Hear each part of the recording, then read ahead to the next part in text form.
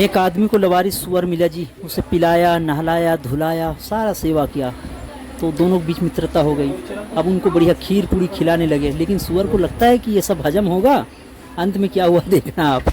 तो ये बात इस सूअर की कहानी से समझ में आता है कि अगर किसी भी व्यक्ति को जब तक ज्ञान नहीं हुआ, जब तक उसे अनुभव नहीं हुआ, गुरु भक्ति नहीं हुआ, तब तक वो क्या होगा देखना। ये सूअर की कहानी देखो, सूअर का काम ही है मन का, जब तक स्थिति पूरा ना हुआ तो ये अपने कीचड़ में जाएगा ही। आपने देख लिया, ये वही सूअर है जिसे उस व्यक्ति ने नहलाया, धुलाया, खिलाया। तो इससे आप क्या समझते हो कि चाहे समाज में जिस तरह के भी लोगों को तुम सेवा कर लो, अब जब तक कि उसका गुरु भक्ति नहीं मिला तब तक वो अपने को फिर उसे सूअर के नाली में ले जाके डाल देगा। मेरे साथ भी ऐसा हुआ। बहुतों को मैंने जब ज्ञान दिया तो फिर से वासना, फिर से संसार उन्हें ले डूबा। कोई कुछ बोल दे तो वो गुरु को उपदेश देता है, उनका कहना है कि गुरु पूर्ण नहीं है, तो पहले चेक न कर लेता। और गुरु के ज्ञान को गुरु ही जानेगा कि तुम सीना ठोक के शास्त्रार्थ करता है। जिसने उसे किताब बताया वही उस किताब का सामने आ जाए मेरे साथ बोलता है, जिसने पढ़ने को सिखाया। अभी दूसरा पाठ बाकी ही है। और कहीं ऐसा ना हो कि निर्वाण अष्टक उसे पढ़ा दिया जाए तो न पाप है, न पुण्य है, न धर्म है, न अधर्म है, तो फिर वो क्या कहेगा। चोरी भी करेगा, जुआ भी खेलेगा, भांग पीता ही था, शराब पीता ही था, अंडा खाता ही था, ना जाने और क्या क्या होगा। अंदर जो छुपा है ना सूअर की गुण, वो सूअर का गुण निकल ही जाएगा। सर किसका? मन का।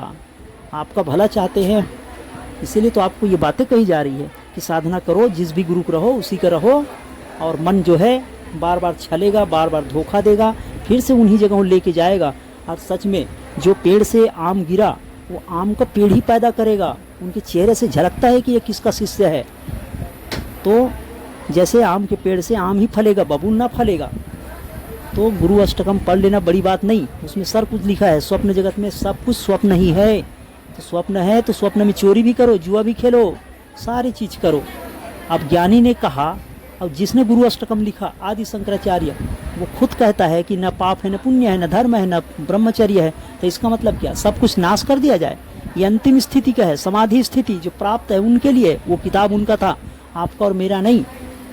आपके और मेरे लिए तो सेवा, सत्संग, ध्यान, भजन, सुमरन करके आगे बढ़ना है। तो सर बेटा, जो साधक होते हैं उनके लिए ये लागू नहीं होता। साधक जब पूर्ण अवस्था में आ जाता है तब वो कह रहा है, तो वो अलग बात। साधना अवस्था में तो सारी चीज लागू होता है। चलिए ठीक है, पाप और पुण्य नहीं होता, धर्म अधर्म नहीं होता, जीव सब ब्रह्म ही है। तो सुअर के साथ खाना खा के दिखा बेटा। तू बोल रहे ना कि सारे धर्म अधर्म कुछ नहीं, गुरु और शिष्य एक है। तो सुअर के साथ में खाना खा के दिखा, सुअर को सुला के दिखा। उसने सुलाया था, क्या हुआ? तो बात को हमें समझना है। ओके जी, मेरे विचार हैं, आपके विचार अलग हो सकते हैं, माफ़ी चाहता हूँ।